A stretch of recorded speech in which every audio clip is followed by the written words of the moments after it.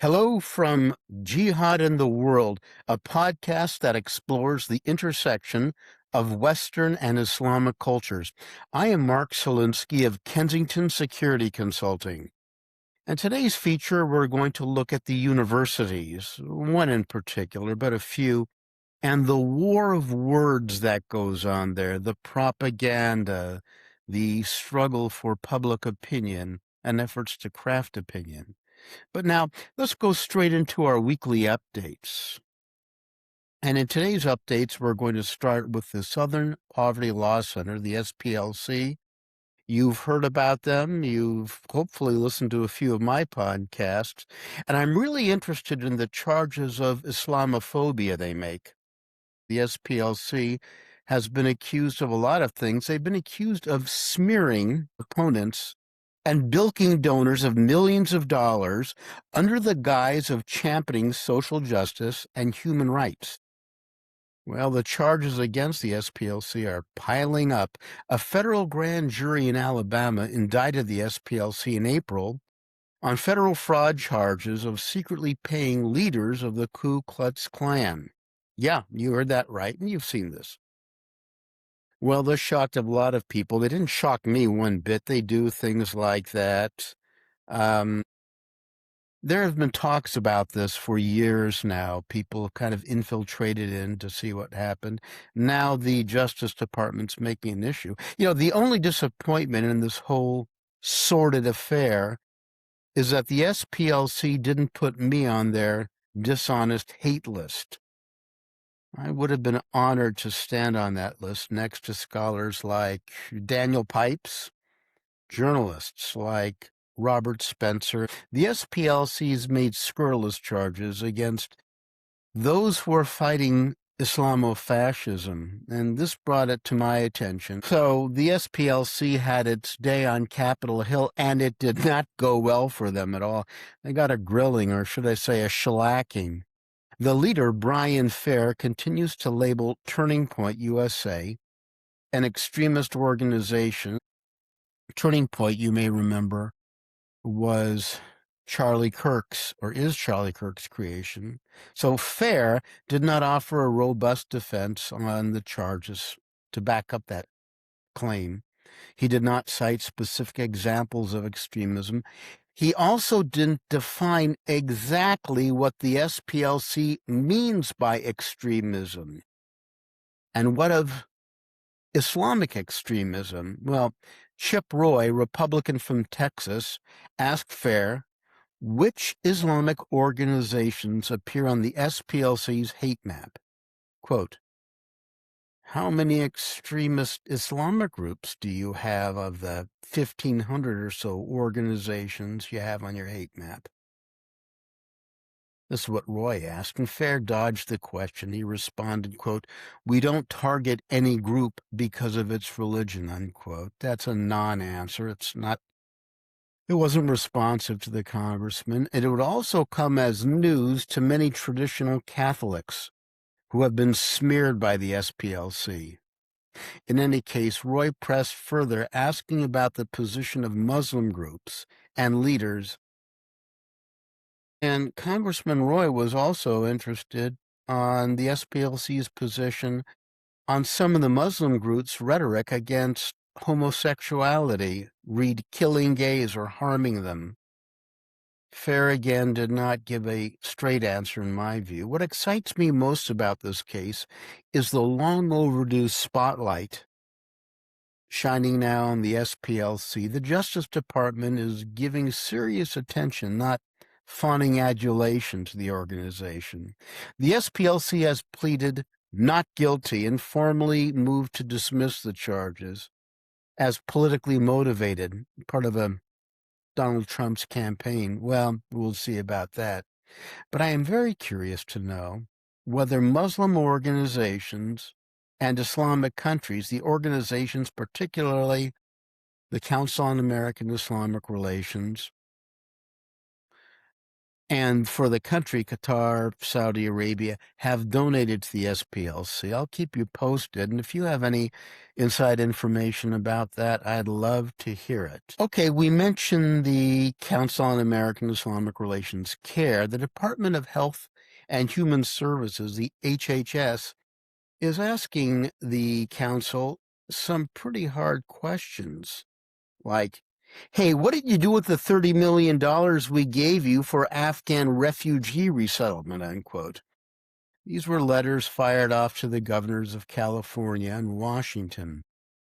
This is where the $30 million was sent. And the HHS is headed by Robert Kennedy, Jr. He claims that they received some very concerning information.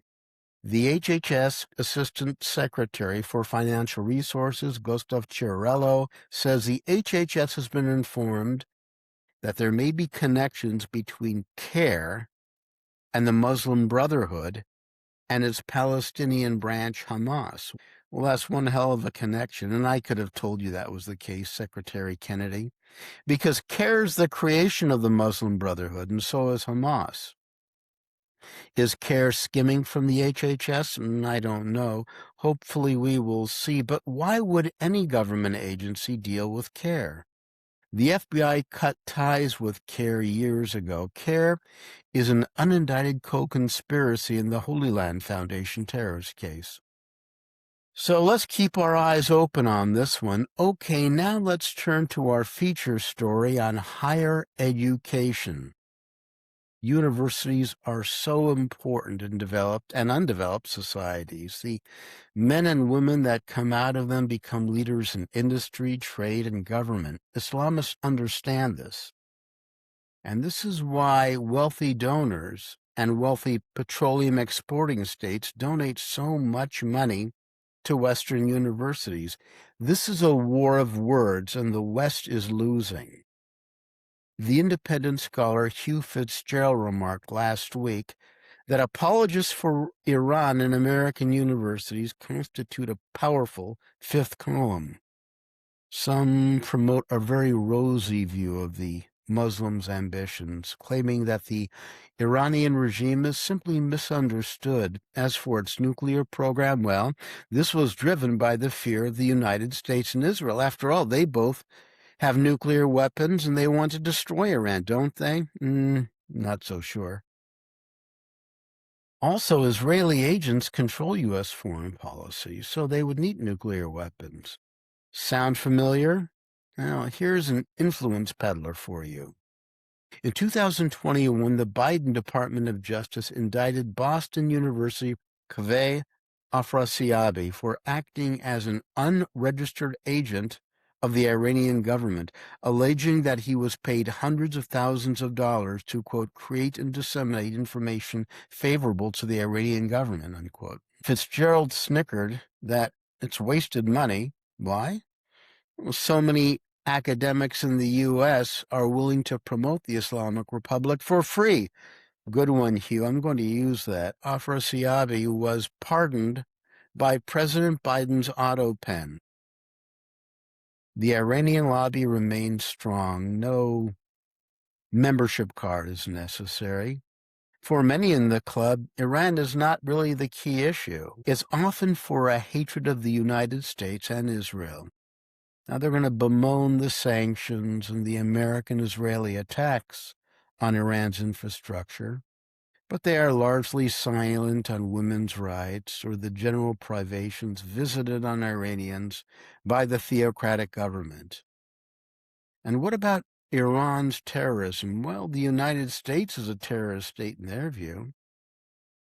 Fitzgerald advocates this, and I'm quoting, "These agents of Iran need to be constantly exposed. Their astonishing records of anti-American and anti-Israel activity, they need to be revealed, whether it is found in the classroom, in the pseudo-scholarly publications, in their appearances as Iran experts who are interviewed on both television and radio, as well as in the copious postings on social media." Yeah, I'd agree. Let's expose this brainwashing and note that sometimes they get caught.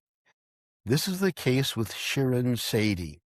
So who is this woman, Shirin Seydi? Well, in September 2022, the University of Arkansas gushed in a press release that Dr. Seydi has been named director of the King Fahd Center for Middle Studies at the University of Arkansas, Fulbright College of Arts and Sciences. According to a press release from the university, Seydi was the first female leader of the Mideastern Studies program since its founding in the 1990s. She brings a wealth of experience to the director role, drawing on 10 years field work in Iran and focusing on gender, activism, citizenship, Islamofascism, and the role of women in authoritarian countries, unquote. I wonder what they mean by Islamism. Well, the faculty and administration were certainly pleased to have her until the mask started to slip. Not so much warmth and sunshine. How did this happen? Well, she wrote and wrote and wrote and spoke her mind prolifically. In December 2025, she praised Ayatollah Khamenei and called for the Jewish state to be dismantled. Okay, well, that's a lot of talk about that, nothing new. She then wrote a letter in support of a convicted Iranian criminal, terrorist. That's not entirely new. That happens quite a bit. In her post shared on X, she praised again Khamenei, noting that, quote, the leader who kept Iran intact during the Israeli attack, may God protect you. This was the Israeli-American attack. Well, there's nothing new there. She called Israel a terrorist and genocidal state, standard fare on universities, but then she posted that she wanted to thrust the dagger from Doha into the throats of Zionists so that all of them howl.